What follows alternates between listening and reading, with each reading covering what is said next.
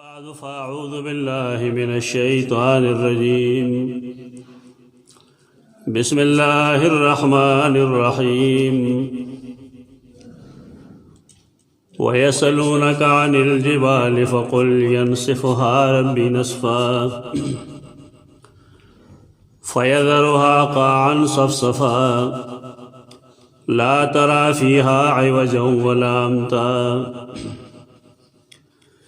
يومئذ يتبعون الداعي لا عوج له وخشعت الأصوات للرحمن فلا تسمع إلا همسا يومئذ لا تنفع الشفاعة إلا من أذن له الرحمن ورضي له قولا يعلم ما بين أيديهم وما خلفهم ولا يحيطون به علما وعنت الوجوه للحي القيوم وقد خاب من حمل ظلما ومن يعمل من الصالحات وهو مؤمن فلا يخاف ظلما ولا هضما. تو سورۃ طه آیتنا 105 نوالے 112 پورے پدے مقصد لستلی دی چې موږ ته قیامت رایت شي. قیامت، باس بعد الموت، آخرت دا الفاظ مترادف ګڼلی شي. آخرت خو وی ورته پدې باندې چې کله د دنیا آخري ورځې تم آخرت وي او چې کله انسانان دوباره ژوندي شي نو هغې تم آخرت وي. زی ته کتی شي او د هغې مطابق دا یوم الاخر نه مراد یا د دنیا آخري ورځ اخیستی شي او یا د اخروي ژوند ابتدا تر اخره پورې. دارنګې قیامت، ساعت، دا هم الفاظ مترادف ګڼلی شي. قیامت منې قائمېدل، یو داسې روز چې د هغې په قائمېدو کې څه شک نشته. او ساعت ورته په دې بنیاد وایي چې د هغې په راوستلو باندې د الله په نیز د سترګې د رب برابر ټیم هم نه لګي، ځکه ورته ساعت وایي. کله چې لفظ راشي باس بعد الموت، و دا بیا اخروي ژوند مرادي، دنیوي ژوند یا د دنیا آخري ژوند، آخري ورځ د دې نه مراد. خو بهرکیف بالعموم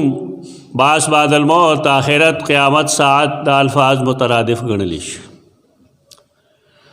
د قرآن و حدیث مطابق د مسلمانانو دا عقیده ده چې الله رب العزت با دا کائنات یو ځل فنا کوي. کله فنا کوي الله علم چاله نه دی ورکړی.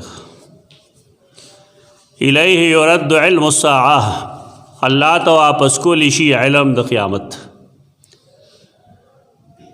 سیدنا جبرائیل علیہ السلام یو ځل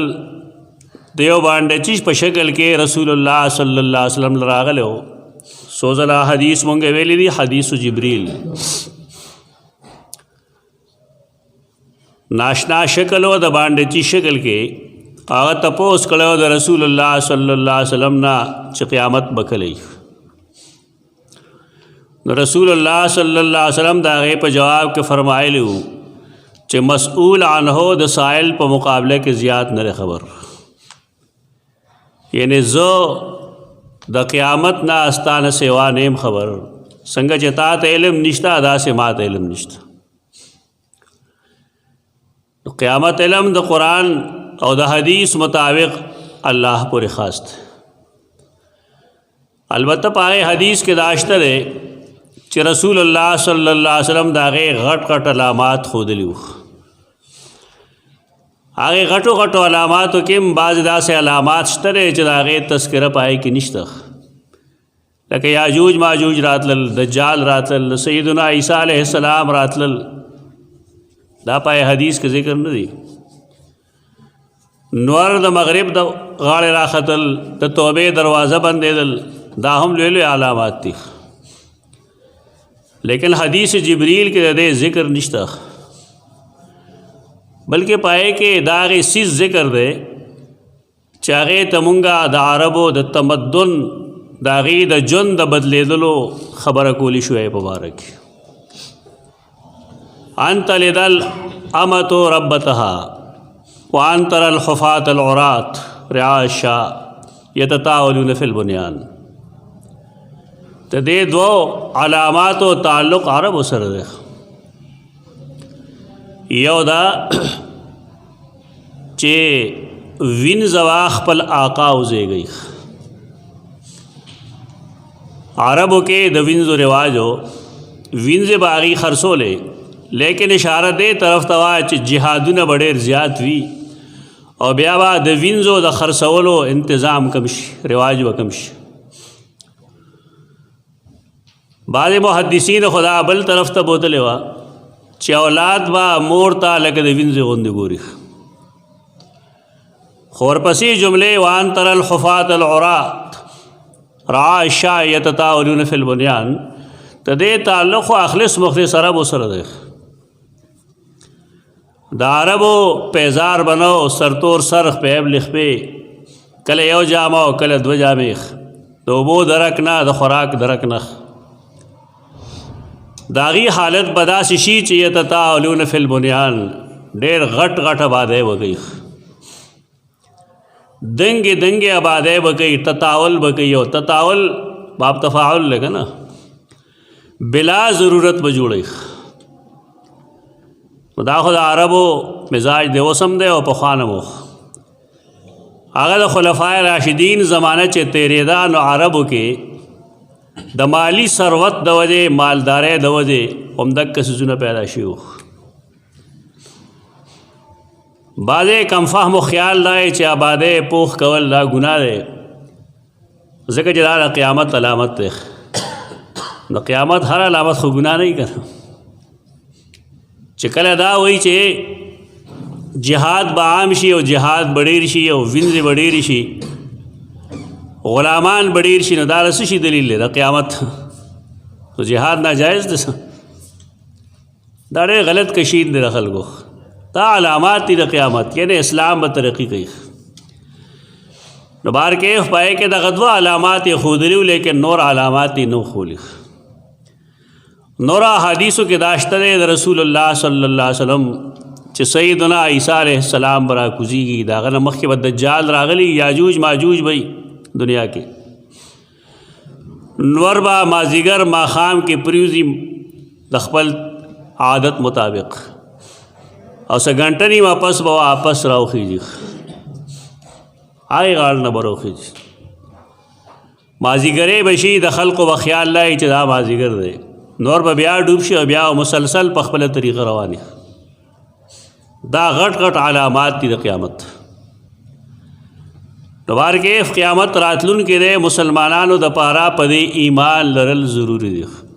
مسلمانان د دنیا د همیشګیرۍ دعوه نه کوي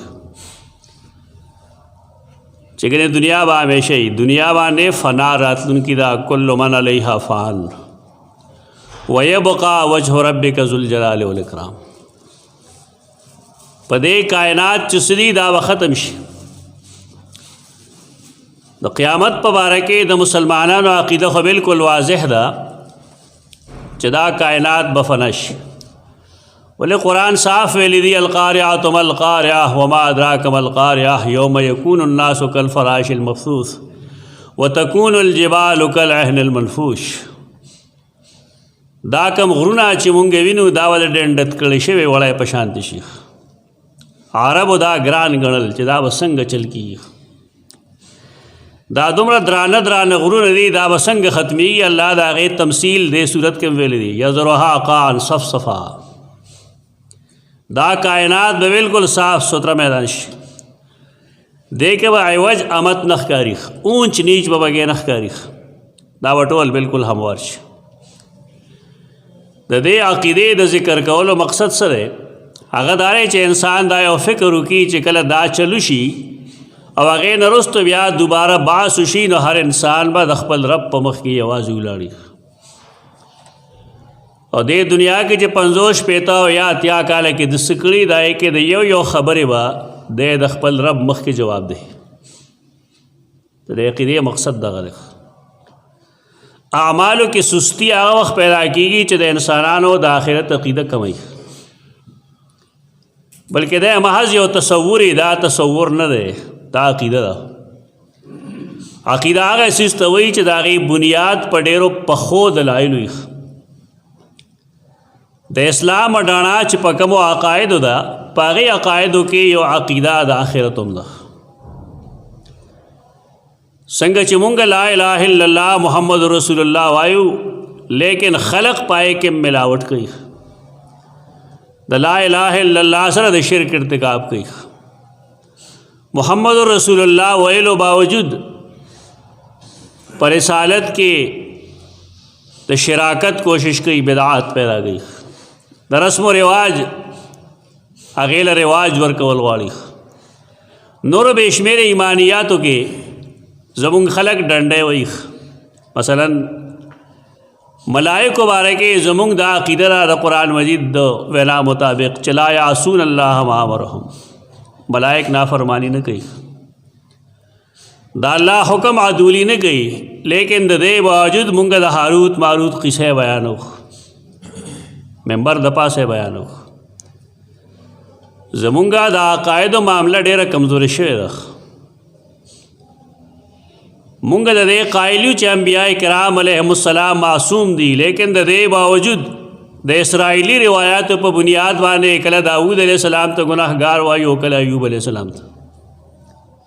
کله یوسف علیہ السلام ته. دا خبرې زه د ډېر د زړه د درد نه کوم. یعنې کوم څیز چې عقاید دي نا خلک په کیسو باندې ثابتوي،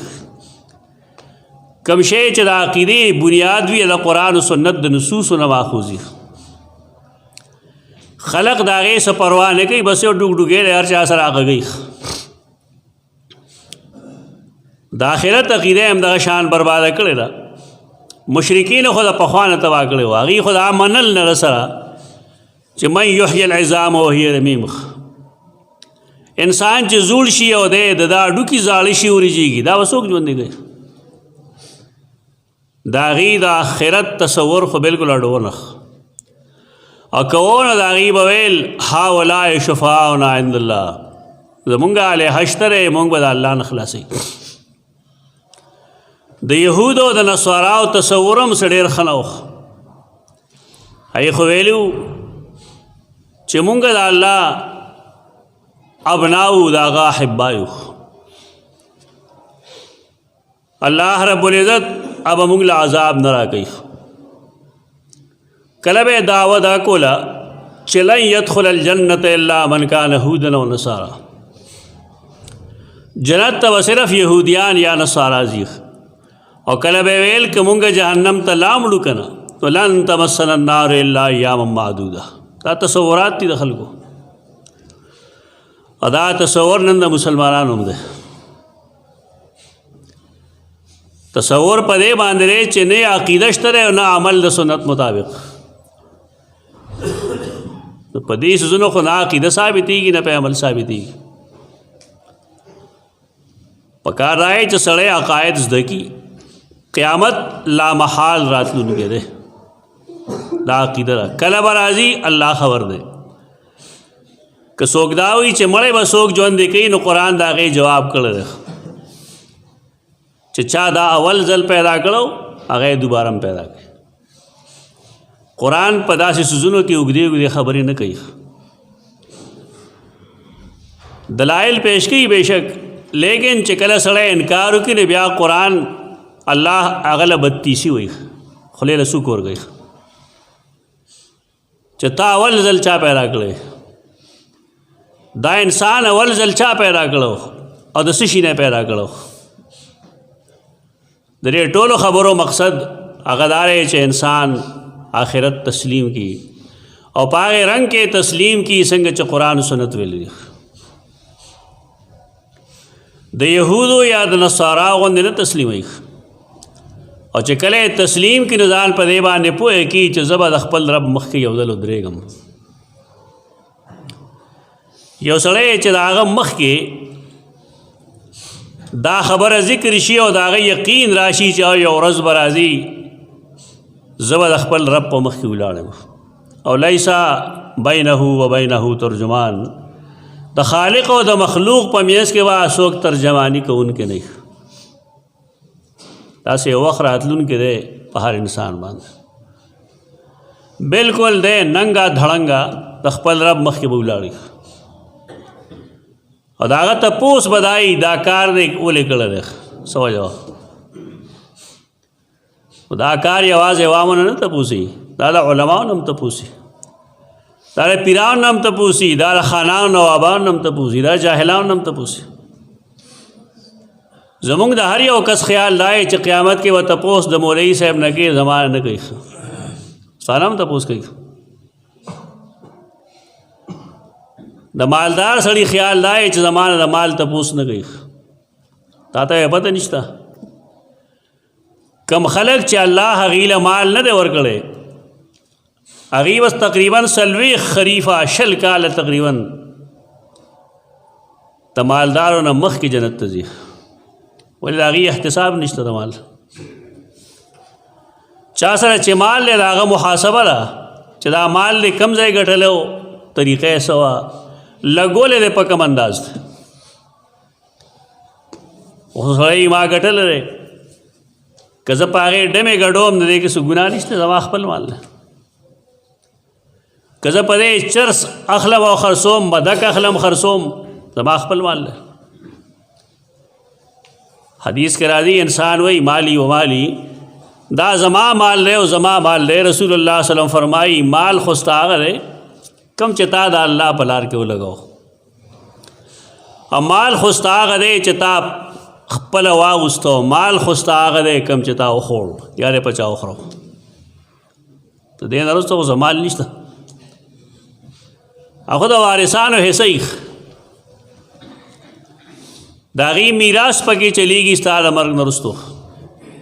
هوښیار انسان هغه دی چې هغه د خپل ځان نه مخکې څه مالي قربانۍ وکړي. دا یو کس ته نه وي، دا هر مسلمان ته وي. یو سړی چې مړ شي بالفرض، پلار مړ شو، مور مړه شوه، هر چا ته پته ده چې هغه پسې څوک څه کوي، خیر خیرات کوي ورپسې، که کوي نو د هغې بیس صحیح په کم بیس باندې کوي، آیا د اخلاص په بنیاد یې کوي او که محض په دې وجه کوي چې خلک به څه وایي. دا ټول کتل پکار دی.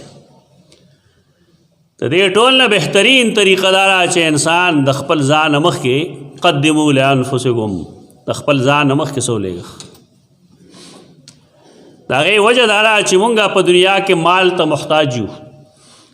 خو کله چې یو سړی مال په خپل لاس باندې د خپل ځان مخکې ولېږي نو یقینا د ایمان اظهار وکړو، د ایمان مظاهره یې کړې ده، د دې یقین دی په آخرت چې دا عزیز به زما په کارېږي. وارثانو څه کار دی چې هغې خپل مړي پسې خیر خیرات کوي او د الله د رضا لپاره کوي. ډېره توره چې څوک کوي نو خلک به راجمع کړي، قرآن به پرې ولولي، یو پاره به ورکړي قرآن ووایه، قرآن چې وي نو پیسې به هغې له ورکړي. یو کس به ټلیفون کړی چېره پلانکي ته مې ویلي و چې مور مې مړه ده قرآن راله ووایه، نږدې یو کلی دی د هغې ذکر یې کو، وی هغې وی چې قرآن خو به وایو خو یو کس له به 2000 روپۍ ورکوو. ما ته ستا څه خیال دی؟ ما ورته زما څه خیال دی؟ زه خو مړي پسې د قرآن د ویلو قایل نه یم، ځکه چې دې ثبوت د رسول الله صلی الله علیه وسلم او صحابه کرامو نه نشته. څوک چې قایل یې هغې نه وتپوسه. د رسول الله صلی الله علیه وسلم بې شمېره صحابه کرام وفات شوي دي، آیا هغې پسې د ختم دا شکل او دا کم چې اوس دی؟ تابعین تبع تابعین وفات شوي دي، ائمه مجتهدین وفات شوي دي. ودې ښایي یو سړی چې دا طریقه وا په شریعت کې چې مړی پسې وې په دې طریقه ختم کو خلکو پیسې ورکولې خیرات به ډوړې به ورکولې مټیای به تقسیمې دوکه کې برادری غریبانان هر هغه عمل چې هغه رسول الله صلی الله علیه وسلم نه کړی او تعلق دین سره دی صحابه کرام نه کړی تابعین او تبع تابعین نه کړی نن دا غي د کول سو گنجائش ده هغه نه بحث نه کوو چې ثواب رسی کنه رسی اذان له مسله بعض خلک دی کې دا بحث شروع کی چې ثواب رسی د پردي عمل بل ته کنه رسی هغه ځان له جدا خبره ده زمونږه خبره دا بنیاد باندې ده خبره پدی بنیاد دا چې آیا خلفائے راشدین پاہت کې د صحابه کرام پاہت کې تابعین تبع تابعین پاہت کې د ائمه مجتهدین په زمانه کې دا طریقه وا که چاته معلومه دی خو مونږ به عمل شروع کړو ان شاء الله مونږ ته خدا معلومه ده اليوم اکملت لكم دینکم فتح مکه پرز دین پوره شوی دی اوس یو سړی په هغې دین کې د ځان نه اضافه کوي نو دا خو دی زیاتې کوي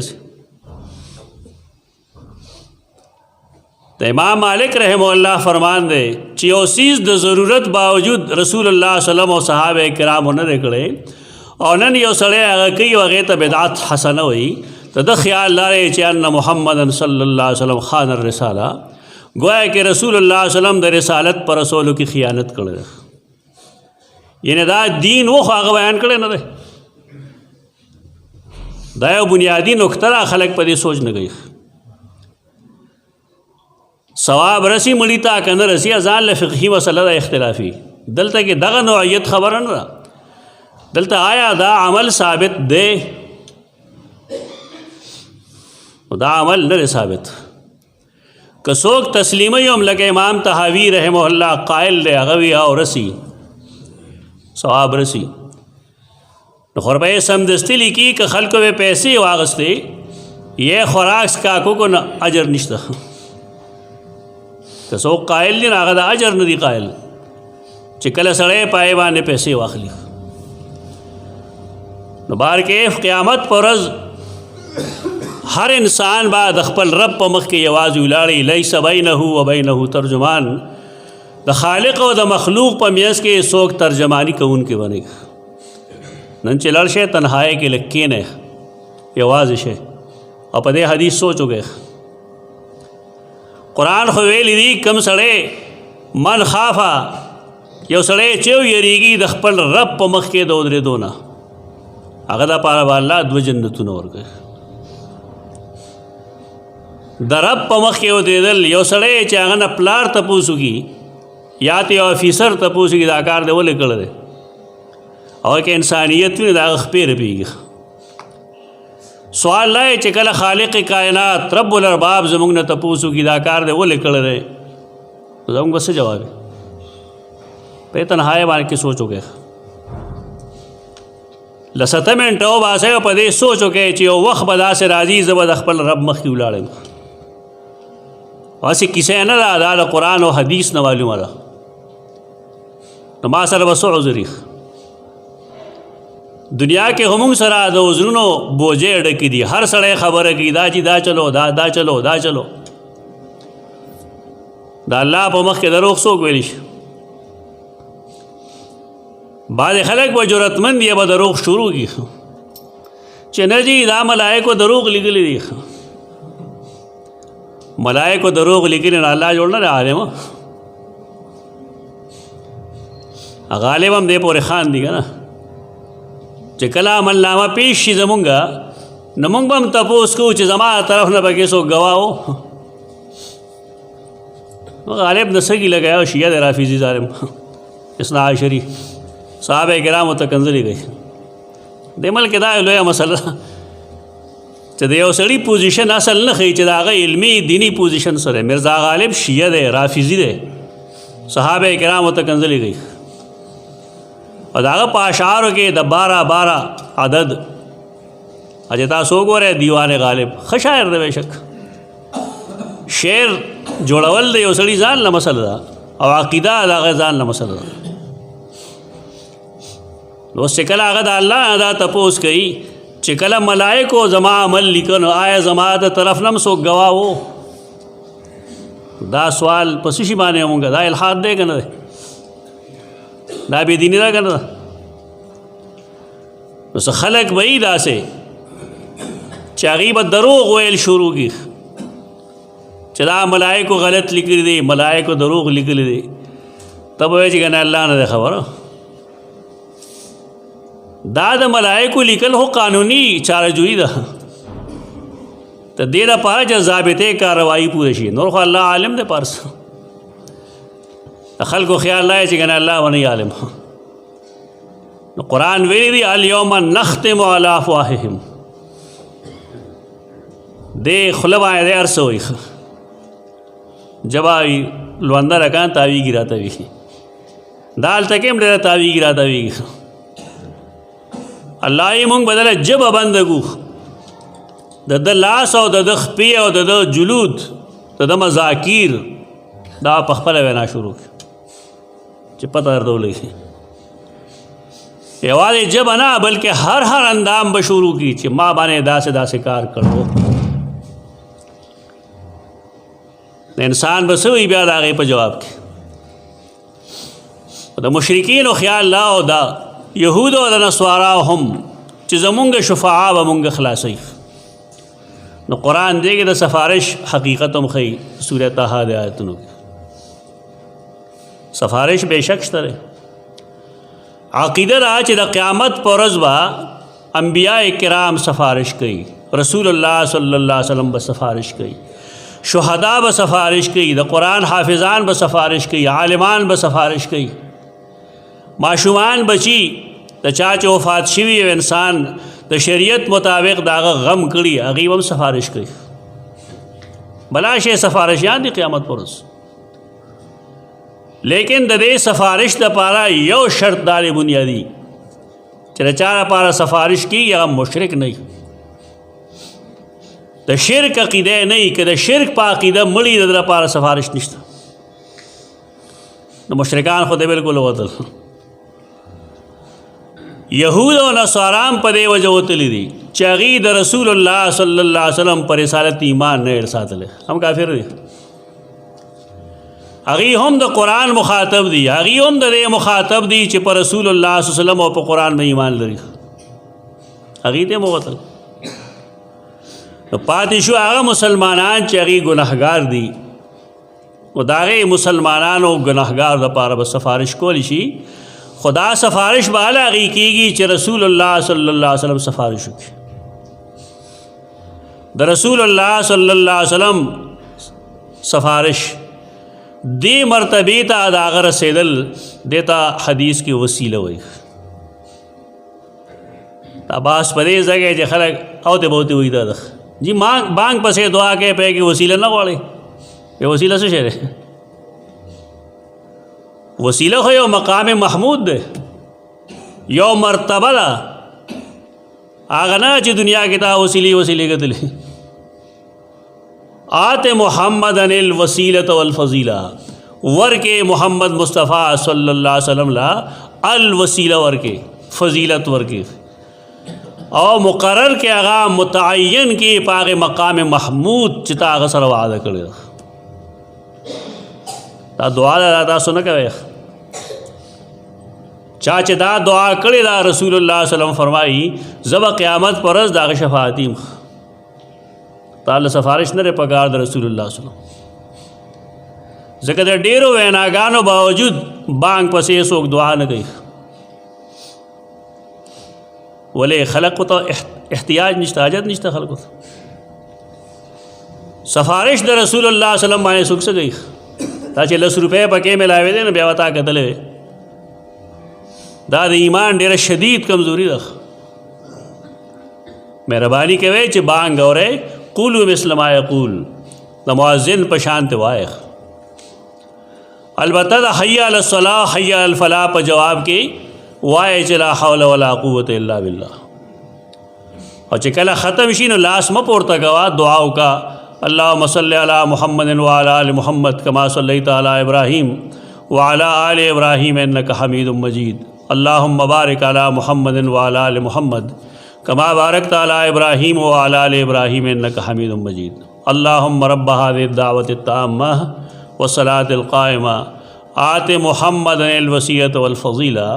वबअसहु मक़ामम महमूदन लज़ी वअदतह। दक दुआ मसनू देख सा अल्फाज ज़्यादा कई खलक अगर शरआन साबित नहीं कम शे साबित नहीं मोया यो सड़े चदा वही दा इन्नका ला तुख़लिफ़ुल मियाद टुकड़ा दा मुनकर दा सही रिवायतों की निश्ता व दा चिव यो सड़े नो ज़बा दाग सफारिशीम द क़यामत परज़ बांग पिंजो वक्त हो रहे करना हो रहे वो जो सड़े पिंजो वक्त दुआ कही तो द रसूल अल्लाह सल्लल्लाहु अलैहि वसल्लम द शफात न मुस्तहिकी परवस की पिंजो अल्लाह मुगलदा मौक़रा कही लेकिन मुंगा दुमरा गुंगिया न्यू चूँकि पैसा पगी नहीं कमशी के पैसा नहीं खलक ख्वालम नोर दिख टोल कौम माद परस्त दे न इज़्ज़त पीजनी न सवाब पीजनी न एहतराम पीजनी पदी हजूर न पूरी दखल को रिस्पेक्ट हम न गोरी खलक जमा एहतराम बस सिर्फ द पैसे बचे हर सड़े तो दे नज़र बान मगोरे दिन तक द क़यामत परज़ रसूल अल्लाह सल्लम ब सफ़ारिश कई दागे नरस्तबा नूर खलक सफ़ारिश कई यो सड़े प ज़बरदस्त सफ़ारिश निशी कोले द अल्लाह प मख दार शफात अकीदरा दार क़यामत तस्करा कऊ पदे वजबान दे चतास्ता हदीस ब्या ब्या याद शी चे इंसान बद अखपल रब प मख की उलाड़ी लई सवै नहू वै नहू तर्जुमान तो द पमियस के दा पमियस के बाद सो खबर एक उनके नहीं और अल्लाह बदन खबरा तपूसी और दे व जवाब पखपल और गई नंची और सड़े हुई ज़रा खजे न मजबूर शुमदा कार में को देवाल तो सोई यो सड़े हुई द पलार न मजबूर शुमदा कार में को दोस्त न मजबूर शुमदा गुनाह में उकड़ा हाल तो बस है कि जवाब ही नन तासरा नो टिक दा तो देना नन जवाब स्टा न वैसा वा जवाबी तो देश जरूर न रोज़े सुचा मुसलमाना ने एक सूखी ओ कने द अल्लाह तकवा इख्तियार के तो खल को दवा जना नेकी कवे द अल्लाह द पारो के खैरात कवे द अल्लाह द पारो के यरेगे द अल्लाह न द अल्लाह दो जो यरेगे गुनाह प्रे दे द अल्लाह दे नो प्रे दे अलागे अमल साफ़ सुथरई अलागे सड़े क़यामत के कामयाबी और कने द खल को द वजी औकार के या औकार प्रे दे तो दुनिया देम द डम्बरो लड़के द आखिरत तम तबाह कर जवाब निश्ते दे खबर है अल्लाह जमुंग प अक़ीदम खबर दे जमुंग प वसाविसम खबर दे जमुंग प दिल्ली खबर बानेम खबर दे ज़ेओ खबर प कम बुनियाद कोम पदे अल्लाह पूगी द हर खबरे द हर कार व जवाब दे हुई मुंगा चिलाल से मासोतान यासार टैम दा शोबा से लसत मिनटों पे के तन्हाए के केने अब या सोचो के जमा सर बस जवाबी सड़े चे तन्हाए की तखपल गुनाह न राय दी चे माँ दा चल कड़ो दा चल में कड़ो दा चल में तो कता सा नन जवाबी बेशक द क़यामत पर रोज़ बत जवाब उकले शे और यकीनन द गुनाह नन जवाबता और न सवा जवाबता लिहाजा बुनियादी खबर अदा सड़े दे अस्तग़फ़ार हुई तो बताई दिशी और आइंदा दन कवलो लवज़ दिमु की चे अल्लाह आइंदा वन को अक़ूलु क़ौली हाज़ा अस्तग़फ़िरुल्लाह लकुम।